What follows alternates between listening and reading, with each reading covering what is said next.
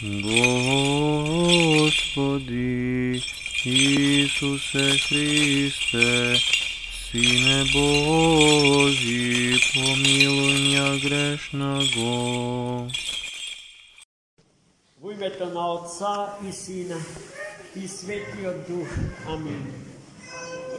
Највозлюбени во Христа Бога, браќи и сестри, денешнава недела е преломна недела во литургискиот живот на Светата Црква Христова. Денеска ги чувме прекрасните великопосни стихири, пеени веднаш откако го прочитавме утринското Евангелие. Првата од нив почнува со познатиот повик да ги отвориме дверите, портите на светото покаяние, за низнив во срцата наши да се всели, да влезе животодавец. И знаете, кога ги слушате тие зборови, испеани со еден глас, трепетен, па и вашето срце затреперува, па и солза на очите се појавува. Тоа е повик да го промениме до сегашниот стил на живење, но не само во исхраната, бидејќи постот не се однесува само на стомакот, туку и на душата човечка, и постот во таа смисла е сугуб, двојак, ем телесен, ем духовен. Но кога почнуваат великите пости, човекот се става, целиот човек се става на пост. Ако знаеме дека духовните пости никогаш не престануваат. Тие се постат 365 дена, колку што има денови во една литургиска година. Ама многу често кон тие пости му се придружува и телото наше. И тогаш целиот човек е на пост. На една голема подготовка, на еден голем премин или чистење на гревовните талози на собрани или напластени во душите наши, во срцата наши, кородираниот ум од неброените душегубни помисли и мисли. Во постот сето тоа ѓубре насобрено однатре во нас се чисти. И телото функционира безпрекорно. Луѓе кои што имаат проблем со кардиоваскуларни болести во текот на постот, која ќе отидат и ќе направат биохемиски анализи, лекарите им се чудат, а како успеавте да се спасите од холестеролите? Но тоа не е најважното во постот. Тоа е споредното, нашто ќе си дојде само по себе, бидејќи зарад тоа не се пости, а постот не е диета со самото тоа. Но за постот повеќе ќе зборуваме потака. Овој ден е најава на тој пост и повик да почнеме духовно да се подготвуваме за големиот празник на великиот пасхален пост. Затоа денеска читавме едно необично интересно евангелско четиво. Ако му судиме според обемот, кратко. Само 5 евангелски стихови. Но во нив е содржана čudesna soddržina. I ne prosto konstatativna soddržina, tuku lekovita, koja što ima sila da preporodi, da obnovi, da presogradi, da ne digne od kalta i od pepelta na naši odživ. No ti je golemi vistini za nas. Hristos nikoš ne gi kažuva svoj jazik na filosofija. Pa da ne znajeme što se kada kaže. Tuku se kogaš izbira metodu na parabola. Se upotreba na prikaski. Na najjednostaven možen način. Nigi se obstuva najdlabokite i najsloženite soddržini od životot na čovjeku. Evo da se podsjetime nakuso zašto zboruvaše dnešното evangelije. Da ne zaboravim da povtoram, дека Hristos im go raskažuva na svojite učenici. Dvajca luge влегуваат во светиот храм. И двајцата влегуваат во храмот со намера молитвено да општат, да комуницираат со Бога. Едниот од нив е митар, односно цариник по професија, а другиот е фарисеј. Кој е социјално-обштествениот статус на митарот, а кој е социјално-обштествениот статус на фарисејот? Митарот е професија. Тој работи во царинската служба на тогашната држава. Во Стариот Завет за царинските службеници не се има ни трошка добро мислење. To je jedna od najizvikaните službi воопшто.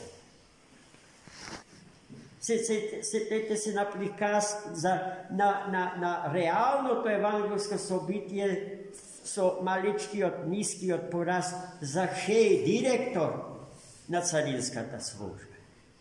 Каква е реакцијата на народот кога Христос решил да го посети неговиот дом?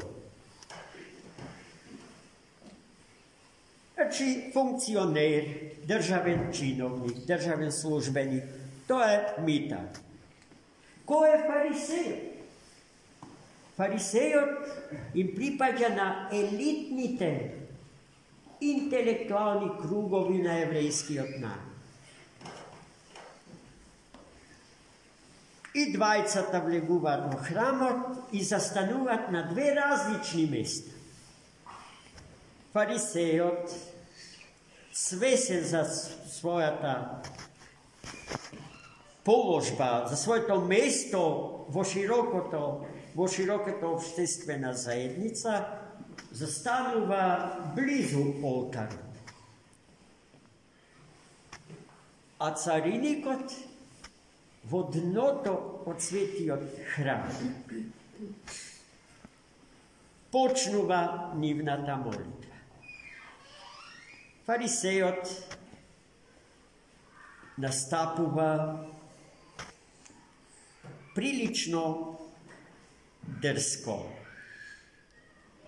и на Бога му ги соопштува сите заслуги за црква. Му вели дека не е како другите, веднаш се издвојува од сите други, од целиот народ, како нешто посебно. Не прељубочинствува, не краде, не убива, не лажи. Редовно, 2 пати во годината на синагогата и дава процент од тоа што ќе заработи, 10-ток. И го погледна со презир митарот зад себе си, исто така на Бога му кажа дека не е како него.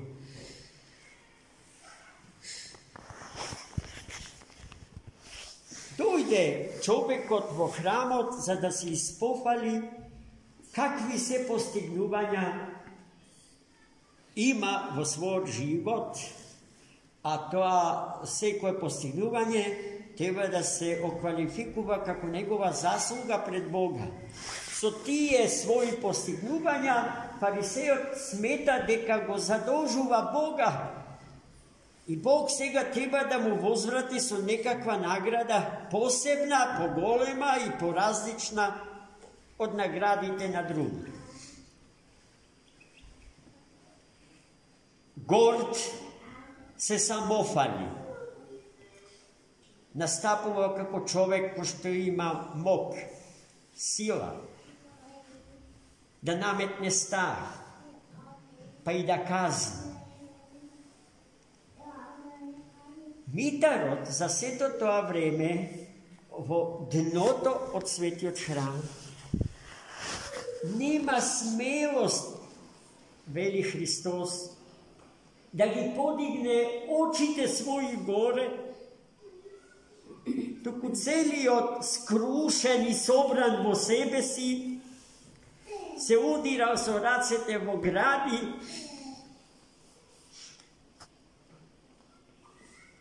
кажувајќи ги познатите зборови: Господи, смилуј се над мене грешни.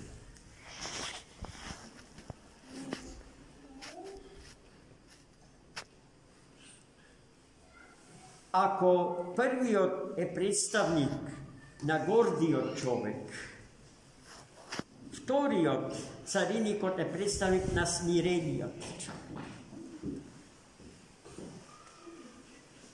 Некогаш во старите истории на светот смиреноста имаше висока цена.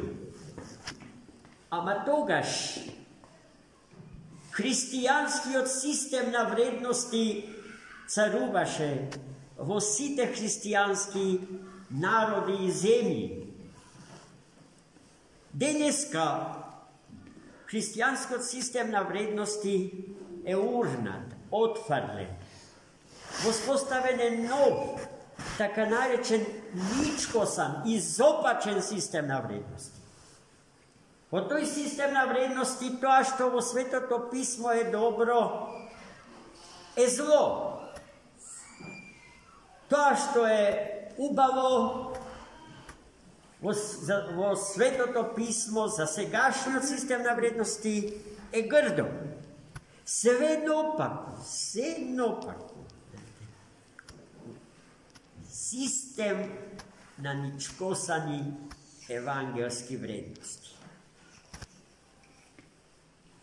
Идеен творец на тој систем е самиот Сатана, односно демоносферата со која што управува тоа. Целта е да се урне се она што е од рацете Господни создаде. Сиот свет во кој што живее човекот и самиот човек како ракотворба Господня, како незавршено битие со потенцијални можности да ја достигнува мерата од растот на височината Христова. Зашто целта на човекот не е да заврши на градските гробишта, туку да се обожи. Да стане Бог од Бога по благодат. Затоа е и последен создаден од се што е создаден. И посовршено создаден од се што е создаден. И украсен со големите дарови, какви што се љубовта и слободата. no do njih se doađa su upotreba na dobri metodi. A ti je to dobar metod, dok što se doađa do celta je smirenije to, braći i sestri. To što sega uopšto ne je favorizirano i se smeta za slabost, ako ste vi smiren čovjek i krotok, ama dobrovoljno smiren i dobrovoljno krotok, a ne prisileno, iznudeno, takvo smirenje je lažno smirenje i takva poslušnost je lažna poslušnost.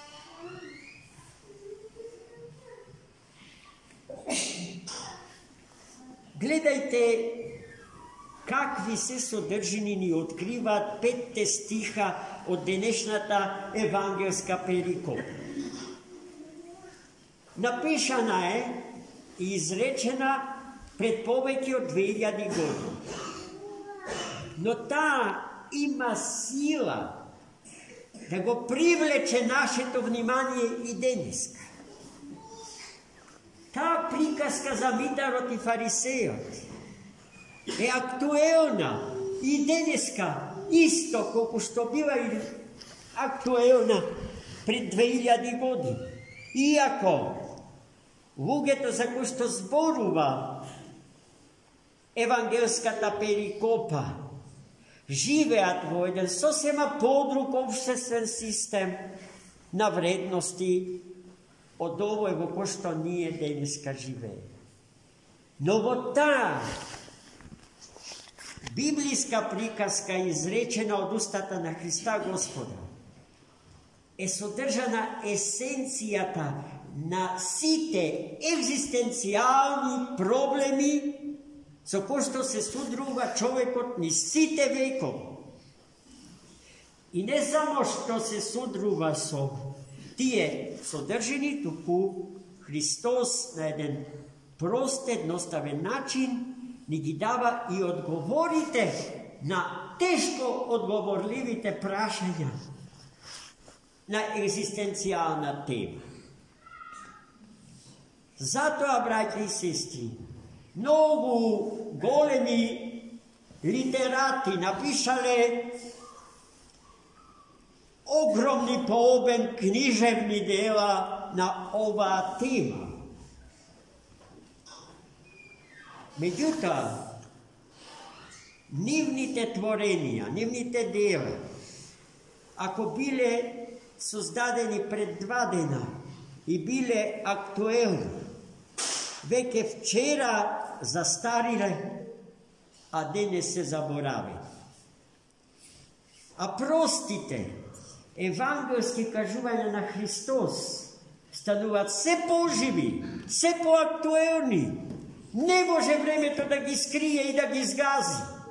Čovjek ima žed i glad puni. Zašto? Zašto se prepolni so ljubav i so istinu. I čitajući gi tije kažuvanja Hristovi se naodjame sebe si i vodiv. I gi naodjame odgovorite na najteškite prašanja vo život od naš. Ti odgovori ni jedan od druge to ne može da ni gi dade. Osven svetite, pošto si identifikovale celostno so Hrista Gospoda. Da i nije sve povikani, isto to da go napravime so sebe si, odnosno so nego. Nemoj da mislite, neka svetiteljite se posebno izbrani luge i osven njih drug ne može da vide to. Hristos taguva, poradi faktor, neka site ne povika na svetost. No retko koji toj poviko prihvaća. Gospod da ne umudri, da ne nauči, da ne razgori ljubav tako kon Hrista Gospoda i kon vistinata za naš nesmarten život, zašto darot na život je neuništljiv, braća i sestri. Neuništljiv. Voprašanje je samo lokacijata, mesto to na koje što to se odbiva во вечност. Па гледайте сега, секогаш сме пред избор.